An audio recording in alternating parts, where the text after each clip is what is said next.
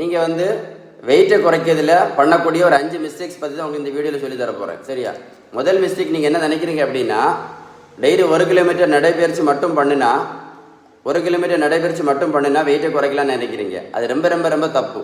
ரெண்டாவது, ஏன் தப்பு சொல்கிறேன் அப்படின்னா, 1 கிலோமீட்டர் நடைபயிற்சி பண்ணால் கூட, நடைபயிற்சி பண்ண வேண்டாம்னு சொல்லலை, நடைபயிற்சி பண்ணினா கூட 40லேருந்து 50 கேலரி மட்டும்தான் எரிக்கப்படும். 40லேருந்து 50 கேலரி மட்டும்தான் எரிக்கப்படும். அதனால நடைபயிற்சி மட்டும் பண்ணுறதுனால வெயிட்டும் குறைக்க முடியாது, நீங்கள் சாப்பிட்டுட்டு இருக்கக்கூடிய எந்த மாத்திரையும் நிறுத்த முடியாது, இன்சுலின் நிறுத்த முடியாது.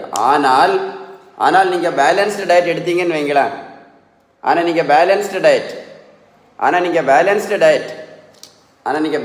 கரெக்டாக எடுத்தீங்கன்னு வைங்களேன், வெயிட்டையும் குறைக்கலாம். அது வேறு, அது மட்டும் இல்லை, நீங்கள் சாப்பிட்டுட்டு இருக்கக்கூடிய சுகர் மாத்திரை, ப்ரெஷர் மாத்திரை, கொலஸ்ட்ராலுக்கு மாத்திரை, அந்த மாத்திரை, இந்த மாத்திரை, எல்லா மாத்திரையும் நிரந்தரமாக நிறுத்தலாம்.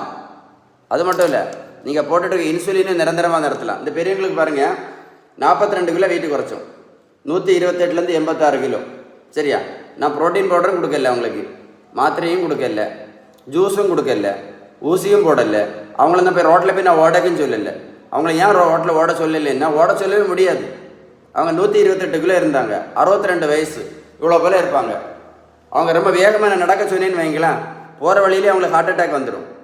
அதனால நான் நடக்க சொல்லக்கு முடியவே முடியாது, நடக்கவே சொல்லவே இல்லை.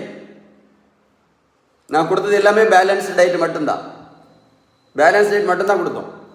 அது மட்டும் இல்லை, முதல்ல வந்து அவங்க கிட்டத்தட்ட ஒரு 18 மாத்திரை சாப்பிட்டுட்டு இருந்தாங்க. சுகருக்கு மாத்திரை, ப்ரெஷருக்கு மாத்திரை, கொலஸ்ட்ராலுக்கு மாத்திரை, தைராய்டுக்கு மாத்திரை, பித்தப்பை கல்லுக்கு மாத்திரை, ஃபேட்டி லிவருக்கு மாத்திரை, அப்புறம் முட்டு வலிக்கு மாத்திரை, இந்த மாதிரி ஒரு 18 மாத்திரை சாப்பிட்டுட்டு இருந்தாங்க.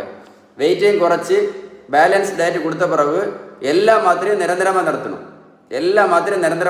அது மட்டும் இல்லை, இன்சுலின் ஒரு 10 வருஷமாக இன்சுலின் போட்டுட்டு இருந்தாங்க, நிரந்தரமாக நடத்தியாச்சு. இப்போ எப்படி இருக்காங்க? அதுதான் ஒரு பேலன்ஸ்டு டயட்டுடைய பவர். அதான் உங்களை நான் சொல்லிகிட்டே இருக்கேன். பேலன்ஸ் டயட் என்ன பண்ணிடாதுங்க, வேஸ்ட் பண்ணிடாதுங்க.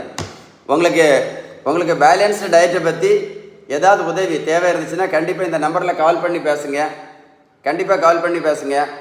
திரும்ப சொல்கிறேன், ரொம்ப முக்கியமானது பேலன்ஸ்டு டயட்டு தான்.